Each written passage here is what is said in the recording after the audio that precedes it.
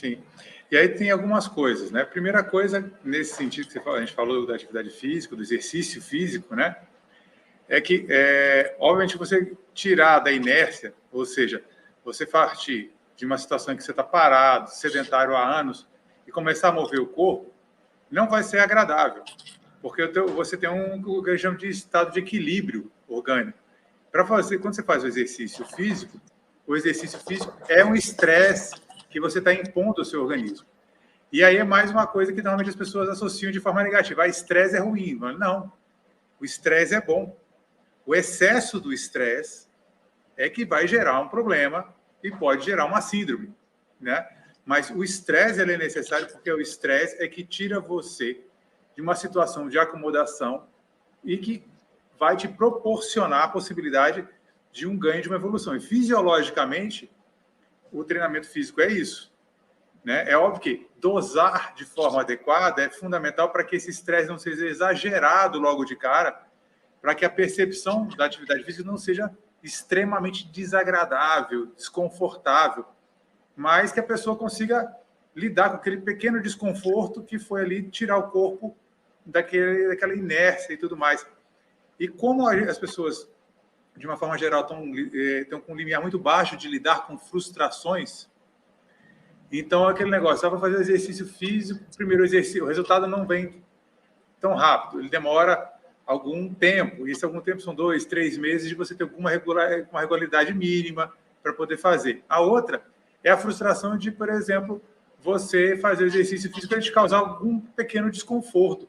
E como tudo está tudo muito focado em prazer, num primeiro momento o exercício físico ele tende a não ser algo prazeroso. Como você falou, ele começa a se tornar algo prazeroso com a prática, com a regularidade e com o tempo que você dá para que o seu organismo fisiologicamente comece a produzir uma série de hormônios que vão gerar uma melhor regulação aí de uma série de funções físicas, inclusive um dos hormônios que vai produzir é a endorfina, que vai gerar a sensação de bem-estar pós-atividade física, né? Então a pessoa se sente mais relaxada. Tem vários estudos comprovando que as pessoas que fazem atividade física regularmente são menos estressadas porque têm níveis mais elevados, né, de endorfina, vai interferir na qualidade de sono, que vai interferir também na qualidade de vida, né? E aí, levando também para essa questão do exercício físico como uma forma de parte da terapia de cuidado dessa questão da saúde mental, queria desenvolver um pouquinho mais com você em relação à questão, por exemplo, da ansiedade, depressão, outras patologias em que a atividade física tem aí um componente importante para que como auxiliar nesse processo de reequilíbrio emocional. Uhum. Bom, vamos lá. Acho que um ponto importante é o seguinte. Eu gosto muito de trabalhar com alguns colegas psiquiatras e a gente tem uma visão muito, eu diria, alinhada com relação a essa questão.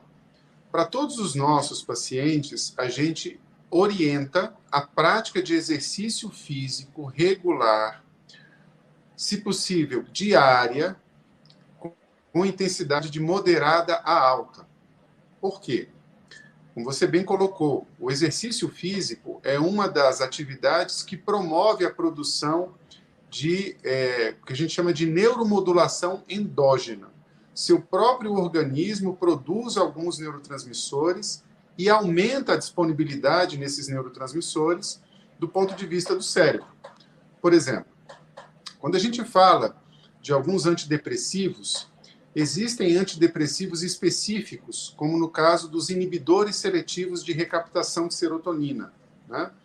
É um tipo de neurotransmissor, é um tipo de antidepressivo, de medicamento, que vai atuar numa parte do neurônio ali, que a gente chama de neurônio pré-sináptico, impedindo que esse neurônio recupere as moléculas de serotonina e, com isso, diminua a disponibilidade de serotonina para que haja transmissão sináptica, né?